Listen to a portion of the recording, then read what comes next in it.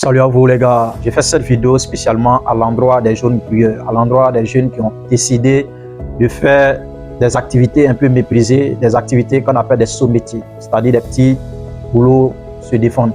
Et cette vidéo sera spécialement le partage d'une expérience amère que j'ai vécue hier lorsque j'étais en partance d'une expédition à l'international. Donc ici, l'expérience c'est quoi? C'est que c'est avec un ami de classe en question. En 2018-2019, lorsqu'on a eu le bac, moi personnellement j'ai décidé d'arrêter les cours et d'aller chercher à faire quelque chose.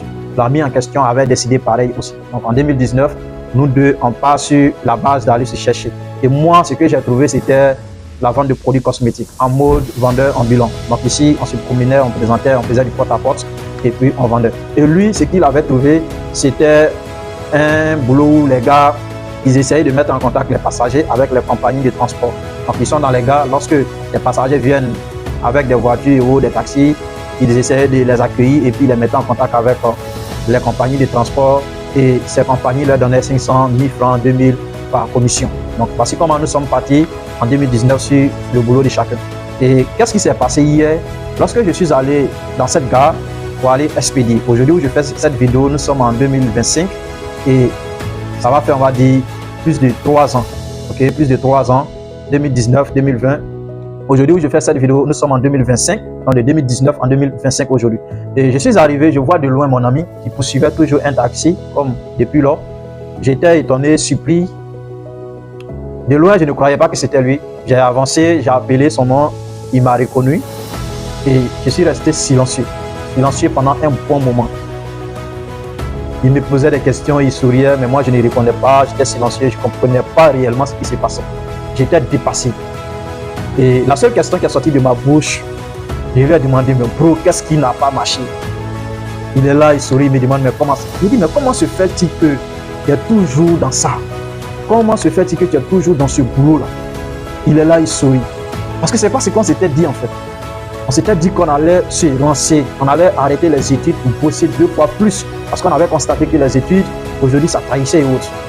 Mais qu'est-ce qui fait que toi, tu es encore toujours dans ce boulot-là? Et après plusieurs échanges et autres, j'ai vu que le gars, il a manqué quelque chose de très important sur lequel je vais attirer l'attention de toi si tu es bruyeur. Et cette chose, c'était quoi? C'était l'organisation, c'était la vision. Ici, ce que je vais vous faire comprendre en tant que bruyeur, lorsque vous vous lancez dans un métier, lorsque vous vous lancez dans un petit boulot passager, l'objectif, c'est de passer à un autre niveau de la vie. L'objectif, c'est de passer à une autre étape. Ce n'est pas de rester bruyeur. Ok, nous tous on grouille. Je suis toujours grouilleur. On a grouillé hier, on grouille toujours. Mais on parle de, il y a grouillement et puis il y a grouillement en réalité. Ok, il y a des boulots qu'on fait de façon passager pour se défendre un peu financièrement, mais passer à autre chose, beaucoup plus mieux, plus rentable. C'est ça l'objectif. Sauf que lui n'a pas été organisé. Il n'a pas été organisé. Et figurez-vous que c'est quelqu'un qui gagnait beaucoup plus que moi à l'époque. Dans la journée, le gars pouvait se taper 10 000 francs, 6 francs. Moi, si j'ai trop eu, c'était 5 000 francs. Si j'ai trop eu, 5 000 francs, c'était mon espoir dans la journée. Parce que moi, on me payait par commission 200, 100 francs, 250 sur les produits vendus. Et lui, il s'en sortait beaucoup plus mieux.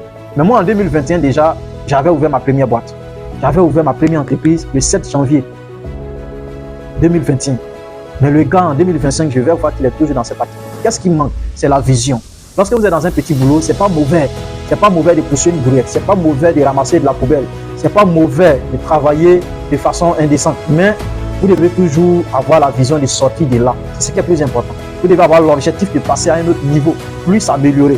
Et si vous n'avez pas cette vision dès le début, si vous n'avez pas cette organisation, si vous n'avez pas réellement le plan clé, le plan principal, le plan précis pour pouvoir sortir de là, vous allez toujours rester bruyeur. Et c'est ce qui est mauvais. Parce que des personnes qui n'ont pas cru en vous, des personnes qui vous ont négligé parce que vous avez choisi de faire un métier méprisé, ces personnes auront raison. Dans 10 ans, dans 5 ans, ces personnes auront raison.